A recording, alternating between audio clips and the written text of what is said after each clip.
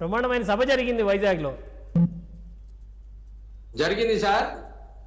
ఈ రోజు జరిగినటువంటి సభ ఛార్జీలు కూడా దండగ పెట్టుకొని వచ్చినటువంటి అక్కడ ప్రధానమంత్రి గారు కానీ, ఇక్కడ ముఖ్యమంత్రి గారు కానీ, అక్కడ పవన్ కళ్యాణ్ డిప్యూటీ ముఖ్యమంత్రి గారు కానీ ఛార్జీలు కూడా దండగనటువంటి ప్రోగ్రామ్ ఇది. ఎందుకు అంటున్నానంటే జగన్మోహన్ రెడ్డి గారు కష్టమంతా జగన్మోహన్ రెడ్డి గారిది, డబ్బంతా కూటమిది అన్నట్టుగా ఉన్నటువంటి పరిస్థితి. ఈ రోజు సార్ ఆంధ్రప్రదేశ్కు సంబంధించి వైఎస్ జగన్మోహన్ రెడ్డి గారు 2004లోనే ఎన్టీపీసీ దానికి సంబంధించి ఎన్టీపీసీ గ్రీన్ హైడ్రోకి సంబంధించినటువంటి కార్యక్రమాన్ని ఎంతో కష్టపడి జగన్మోహన్ రెడ్డి గారు ఈ ఆంధ్ర రాష్ట్రానికి తీసుకొచ్చినటువంటి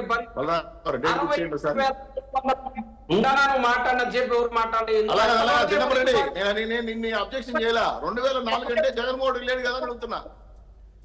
ఉండదు కదా, ఎందుకు దాని గురించి అంత తపన నీకు? ఆగు చిన్నప్పటి నేను చెప్పే పని నీకు అర్థం కాల. 2004 ఎన్టీపీసీ ఇచ్చిన జగన్మోహన్ రెడ్డి అంటున్నావు, 2004లో జగన్మోహన్ రెడ్డి లేడు. అది నేను చెప్తున్నా, బై మిస్టేక్ చెప్తున్నా. నేను చెప్తున్నా మీరు ఎక్కిన చివరి రోజుకే 2004 అంటన్నా.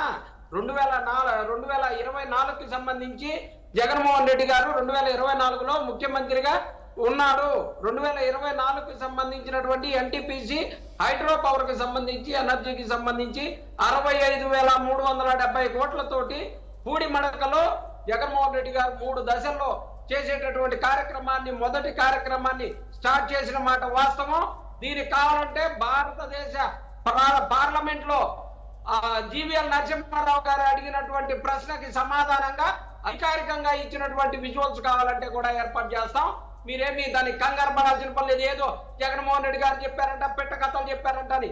మీరు పెట్ట కథలు కాదు, డప్పు కథలు మీరు చెబుతా కూర్చో ఉన్నారు ఈ రోజు. అలాగే 41,500 కోట్ల రూపాయలతోటి 2,002 ఎకరాల్లో బల్క్ డ్రగ్ సార్ 17 రాష్ట్రాలతో పోటీ పడి జగన్మోహన్ రెడ్డి గారు బల్క్ డ్రగ్ ప్రాజెక్టుని ఆంధ్రప్రదేశ్కి తీసుకొస్తే ఈ రోజు దానికి కూడా మీరే చేసినట్టుగా డప్పు కొట్టుకునేటటువంటి పరిస్థితి. ఆ రోజు హిమాచల్ ప్రదేశ్ కి, గుజరాత్ కి, ఆంధ్రప్రదేశ్ కి మూడింటికి మాత్రమే, మూడింటికి ఆంధ్రప్రదేశ్ కి తీసుకొచ్చిన ఏకైక మగాడు జగన్మోహన్ రెడ్డి గారు సార్. అలాగే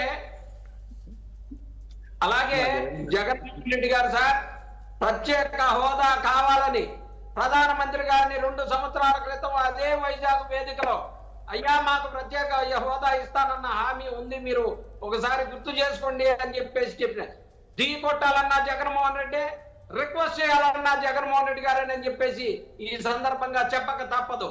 జగన్మోహన్ రెడ్డి గారు రైల్వే ప్రాజెక్టుకు సంబంధించి, రైల్వే జోన్ కు సంబంధించి కావాలని చెప్పేసి జగన్మోహన్ రెడ్డి గారు అడిగితే, ఈ రోజు చంద్రబాబు నాయుడు గారు రైల్వే మిట్టల్ వాళ్ళకి రైల్వే ప్రాజెక్ట్ బాగా పైప్ లైన్ ద్వారా సర్లీ ప్రోడక్ట్ కనుక ఇచ్చినట్టయితే బాగుంటదని చెప్పేసి మిట్టల బాగో కోసం అడిగారు. కానీ ప్రత్యేక హోదా, ఆంధ్రలో హక్కు అనేటటువంటి దాన్ని మర్చిపోయారు. వైజాగ్ స్టీల్ కి సంబంధించిన దాన్ని అడగటం మర్చిపోయినటువంటి పరిస్థితి. ఇవన్నీ కూడా ఖచ్చితంగా ప్రజలందరూ కూడా చూస్తా ఉన్నారు. మీరు 2029 దాకా కూడా మీరు ఆగే పని లేదండి. మనకి రాబోయే జమిలీ ఎలక్షన్ లో మీకు ఖచ్చితంగా బుద్ధి చెప్తారు. జగన్మోహన్ రెడ్డి గారిని మళ్ళీ ముఖ్యమంత్రిగా చేసుకొని వీటన్నిటిని కూడా మళ్ళీ జగన్మోహన్ రెడ్డి గారే స్టార్ట్ చేసేటటువంటి పరిస్థితిని కూడా మీరు చూస్తారని చెప్పేసి చెప్తా ఉన్నా. చంద్రబాబు నాయుడు గారు ఏ ఒక్క చరిత్రలో, ఇప్పుడు మన కృష్ణాంజనేయులు గారు మాట్లాడుతూ చరిత్రలో నిలబడతారు కదా ఇవన్నీ కూడా చేస్తే అని చెప్పేసి ఏదో మాట్లాడటం జరిగింది.